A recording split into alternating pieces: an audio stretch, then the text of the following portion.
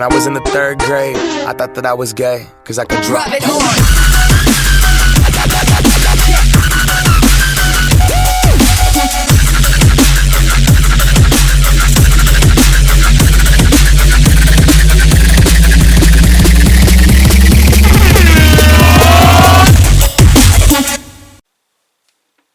Just gonna flip that screen back. Just gonna stand back here. Gonna make sure.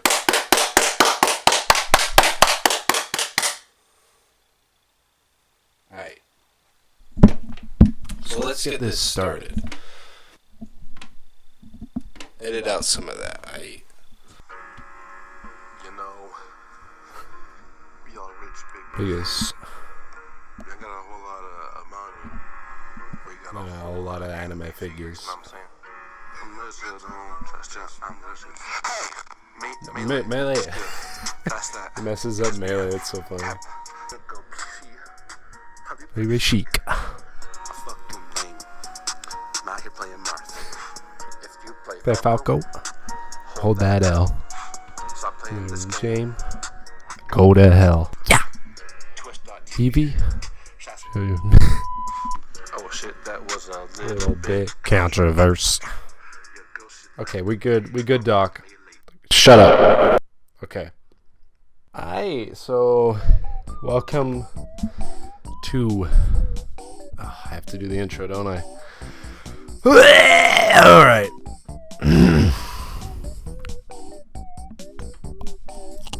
What up, ballers? What up, ballers? Hey. In case I didn't say it enough, what up, spotted ballers? So what we've got here is your boy, the sleepiest, Norta's sleepiest music nerd, the laziest music nerd too. I mean, taking so long. So this week we are reviewing the long anticipated album that you guys want to hear from me on what I think about it. So what we've got is your man's Kendrick Lamar's Good Kid, Mad Clitty. I mean, Mad City. How could I forget Mad City? So, we could change up the format. We could have it, have the album, on the wall somewhere right there, or it could be flip the screen, maybe flip it on the other side, so we don't get copyright by the new show called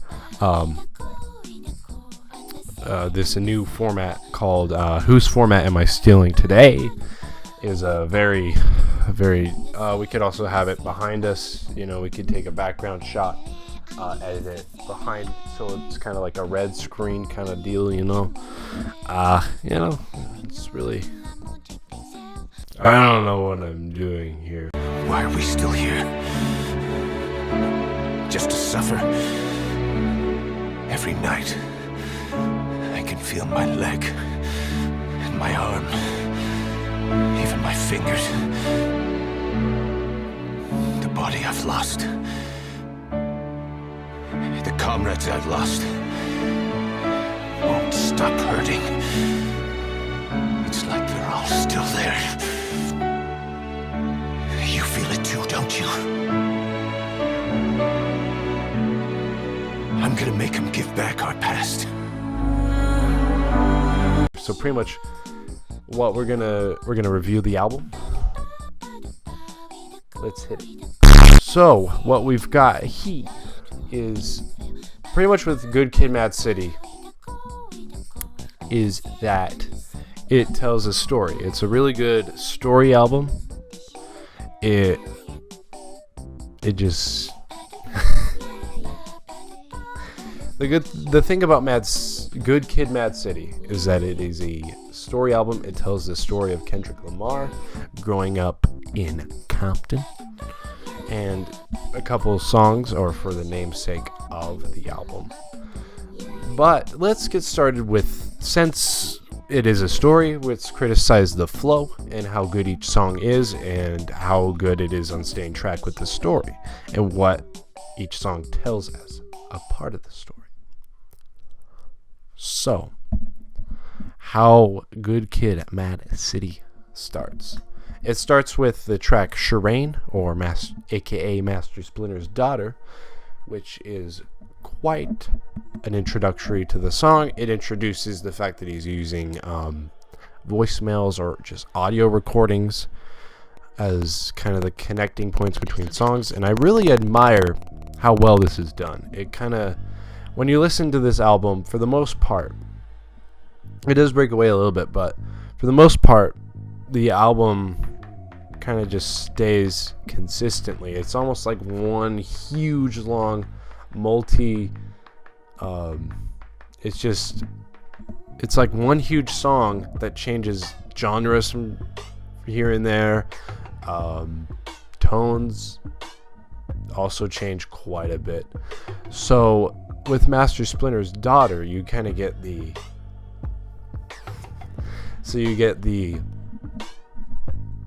story of how he meets Shireen, and when he and you know how he feels about Shireen, also about other stuff on how he has to borrow his mom's van, and there's not much else to say. I just like how kind of serious and how kind of low it is. You know what I mean? Like, it's a good way to start the album nonetheless. And then it goes into Bitch Don't Kill My Vibe, which is kind of, like I said, the voicemail from his mom. And his dad says, "Bitch, don't kill my motherfucking vibe." And it goes straight into the song's namesake of Bitch Don't Kill My Vibe. So pretty much, I keep saying pretty much. So pretty much,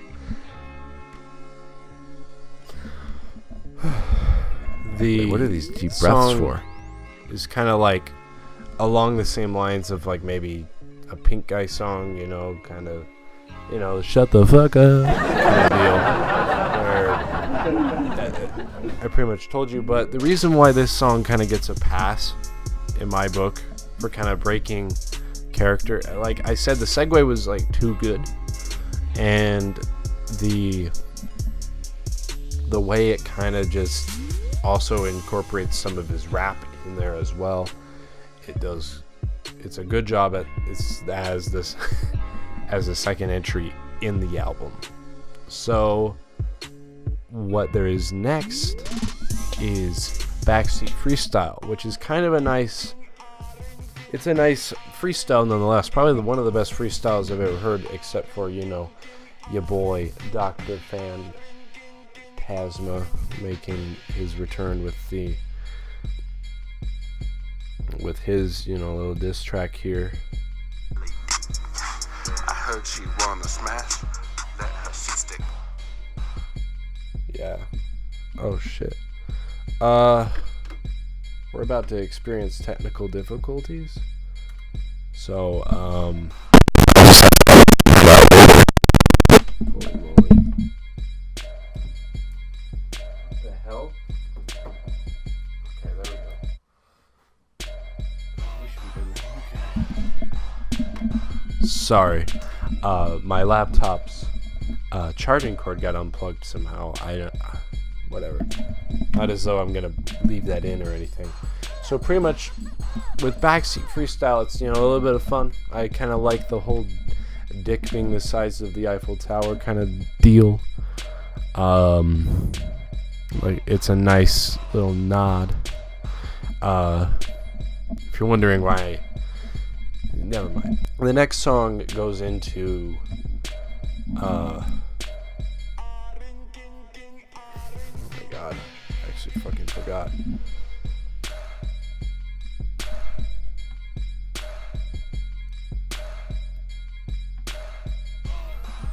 Oh yeah.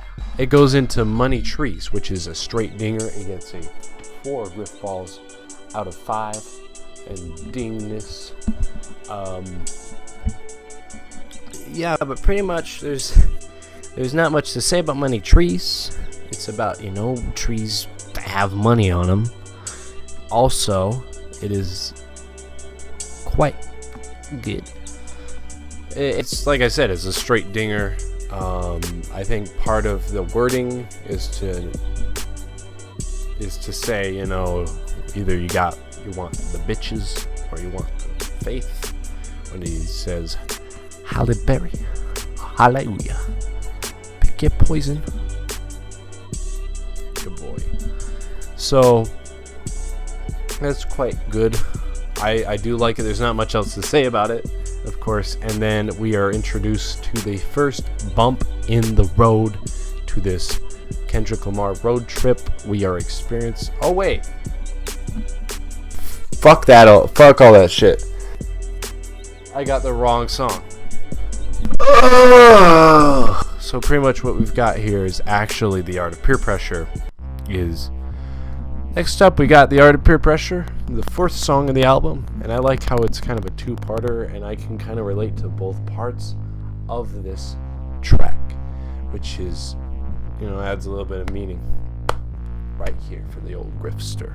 So what we've got is how it's like he's experiencing euphoria for when he's hanging out with the homies. He's like, yo, dude, I don't even do drugs. I don't even drink the alcohol while we on the rig.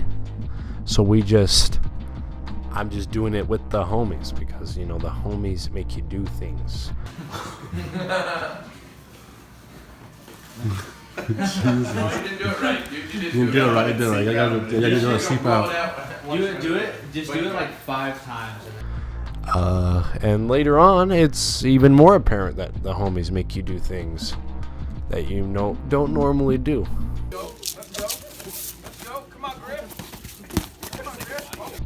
So then, you know, it turns from, yo, dude, we're hanging out with the homies, it's great, to, oh shit, we might get arrested tonight. We might go to jail. And I can kind of relate to that because I've done some stuff where This man isn't black. cops with my homies from the neighborhood. None of you Norta homies, or even I bet there's one guy that I used to hang out with who's like, damn straight, we used to get caught. We almost got caught by the coppers. But yeah, pretty much. I don't think many people are gonna believe me saying that, so one of the homies better vouch for me. Any whoosies, the next song we've got is Money Trees. Now, this song gets 4 Griff Ballers out of 5 for dinger. Straight dinger in the kip. There's not much else to say about that song besides that it's a straight dinger and it's about money trees. It's also about a little bit about picking between women or faith by how he phrases it. And I don't want to spoil Money Trees. If there's another one that can rival how dinger this song is, it is Mad City, which I gotta be honest, I used to like Money Trees over Mad City for quite a while, and then, you know, kind of fell towards Mad City after a bit. So pretty much what we've got after that is the first bump in the road. The first bump in the road is Poetic Justice featuring Drake, which I feel like he got pretty scuffed. Drake got kind of scuffed on this album by being featured in this song. Not that his part was bad, it's just this song kind of was the first bump in the road. And why that is because it kind of changes pace a little bit too far from the album and what it... I don't even know what this song tells in this story, right? Like, it's hard to even tell you about this one because you just have to listen to it yourself on why it's not as good. The background singer behind Drake, I didn't mind it. There's not really much else to pick apart besides it's a little bit too long, I'd say. It's a little bit too repetitive, I'd say. Also, I think for the most part, besides saying it's a namesake over and over and over again, it's quite substanceless. It lacks substance, pretty much. That's all I can say about that song. And then we go into Dingerville here. We got three straight good tracks next on the list. We got Good Kid, which kind of picks it up from this bump in the road. It kind of makes it nice. It makes it you get a change of scenery from Poetic Justice. It goes from substanceless to almost too much substance. It is a really good track. Like I said, it kind of picks it up. It's like they dropped us out of the van and then, they came and picked us up after Poetic Justice. So what else can I say about it? It's about Kendrick in the, this is where it kind of gets a little bit more serious in the album. It talks about his experiences as a youngster in Compton, how he murdered someone at 16, how he,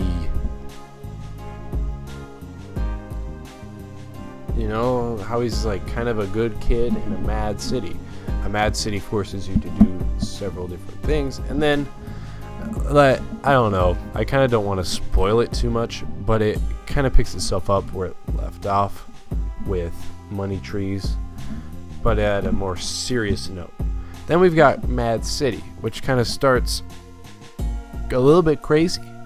It's way more iconic. I've heard this song before I ever heard this album, or like at least the very beginning. Where you from, nigga? Wait.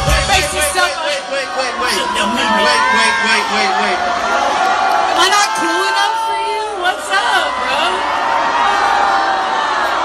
Fuck you, bitch! Fuck you! Fuck you, bitch! What's up? My boy Rohan kind of knew the rules a little bit. Will's just really cool, bro. You have to work. You gotta bleep one single word, though. Oh, I'm sorry. Did I do it? Yeah, you did it. Is kind of an iconic thing that I can see in videos, even nowadays. People still use Mad City because it's so iconic and it's just so Kendrick. I like how it kind of starts with, it starts with another guy. Messing up here. So pretty much with Mad City, it's another two-parter, kind of like The Art of Peer Pressure, but even better. Well, actually, I don't know. Art of Peer Pressure is quite good at the separation and keeping it still the same theme, because he's talking in Art of Peer Pressure. It's more like, the homies add this extra pressure, and I might not.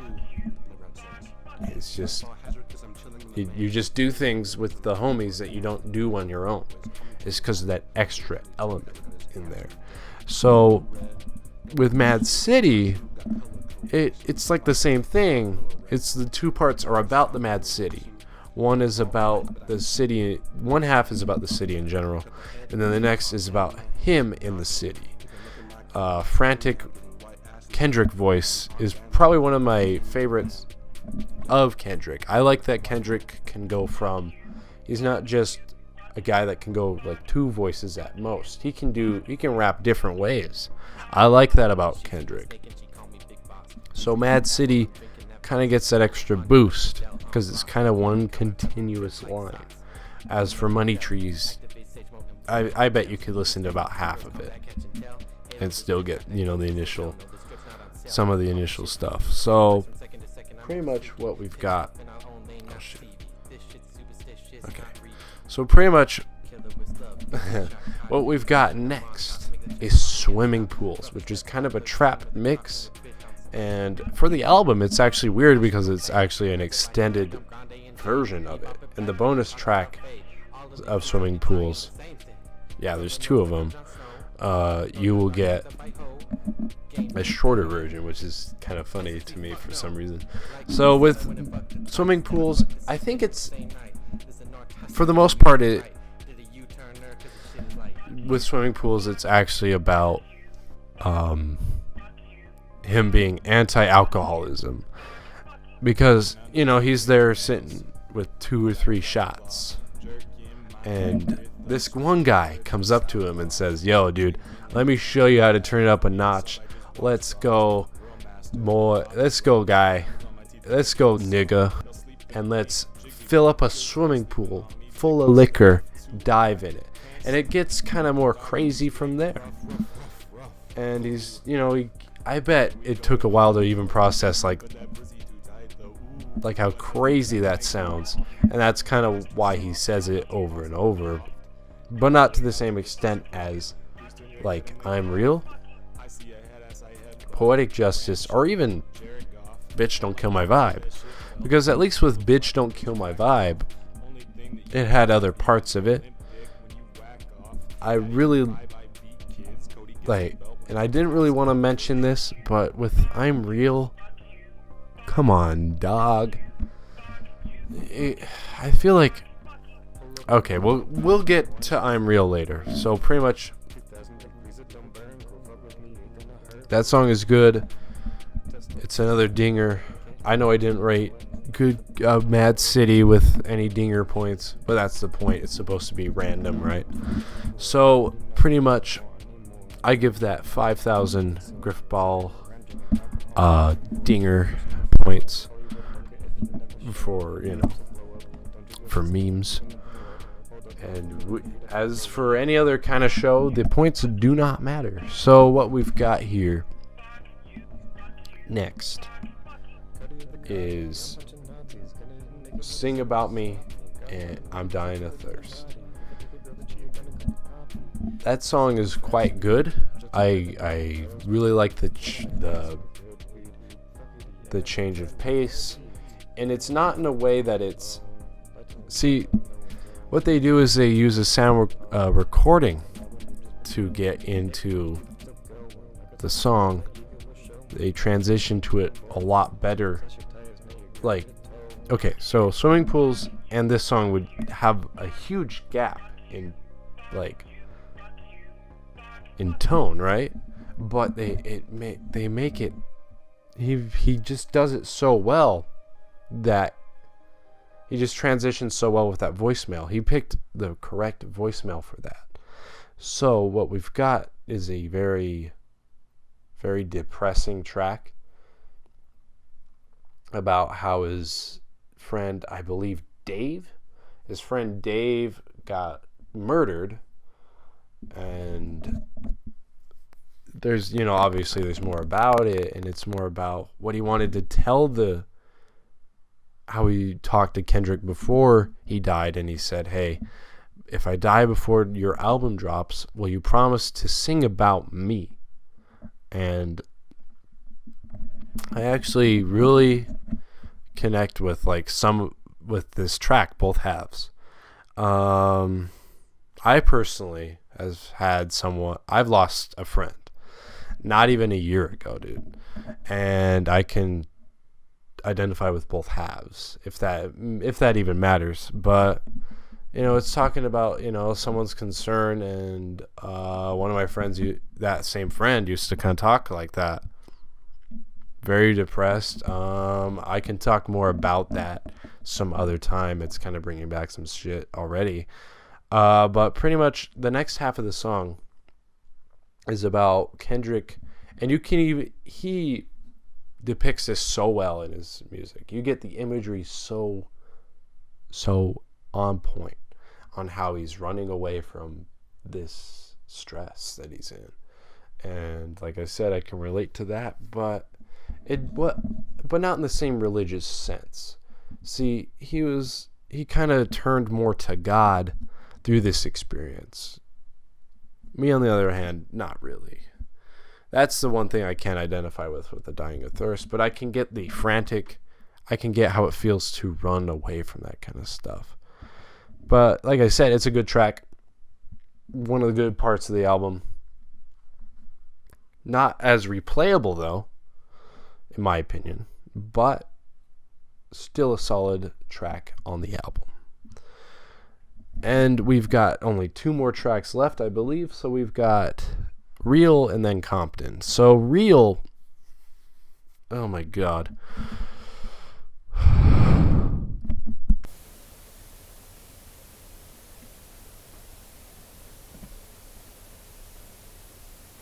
Okay, it's on pause now.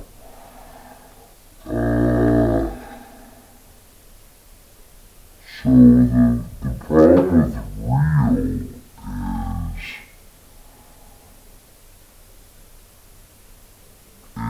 like I said, it's too repetitive, it's too long to be that repetitive. But I get the significance of Real.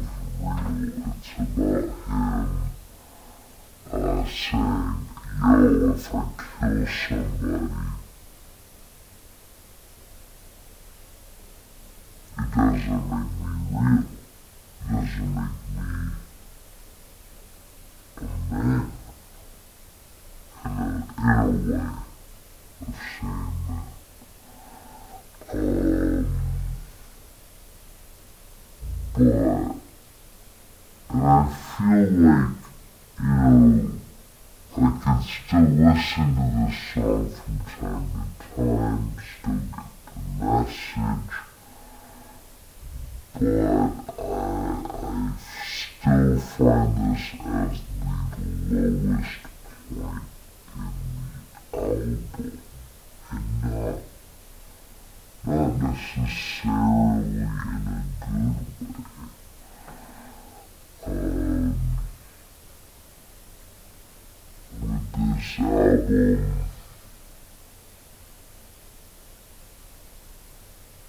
as solid as it is, this is quite a low point,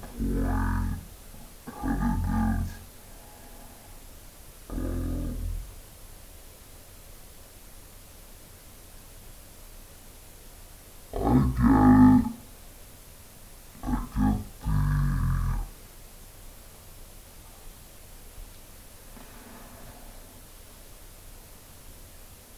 it. I get the message of it, but I just don't think this is a good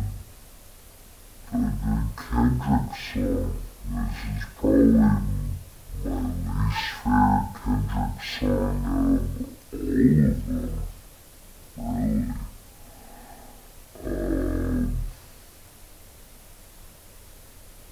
gotta listen to Damn or Pimp a Butterfly at this point. I've listened to some Pimp a Butterfly, to be fair. Like myself some King Kunta. See, I get so off track because I don't like talking about Real. That's how much I don't like it. Then we've got Compton. It kind of finishes strong with Compton featuring Dr. Dre. So, with Dr. Dre, it's talking about his successes a little bit, but also it's talking about how proud of this city. It's pretty much like celebrating that Kendrick got out, right? In a sense. He's proud of his city, he's grown past his city. Way to go, Kendrick, quite good.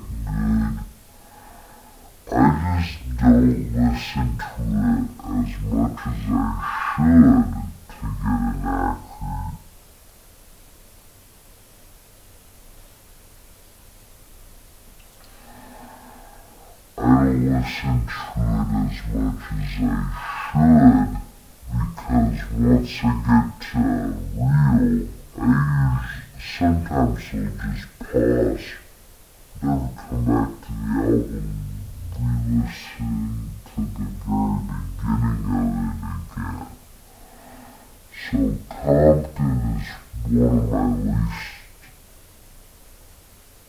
played, but I still like it.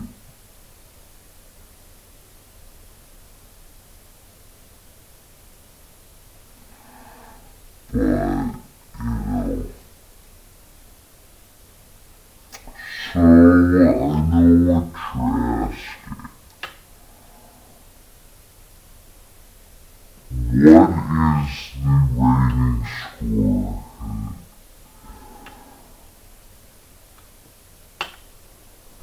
Is that all you came for?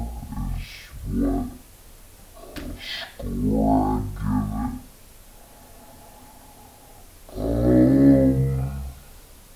Like I said, low points